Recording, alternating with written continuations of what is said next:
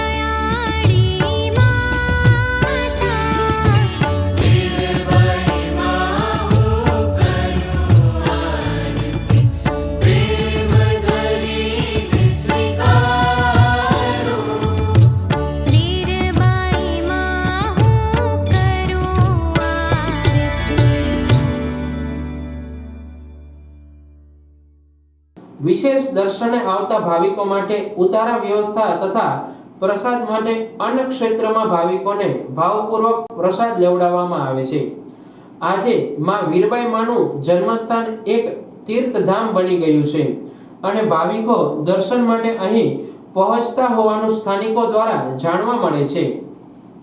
જય જલારામ, હું અશોક મેરાણી, આટકોટ ગામથી સૌને જય જલારામ, જય વીરબાઈમાં। આજે આટકોટ ધામની અમારી આ યાત્રા ખૂબ ફળદાયી નીવડી।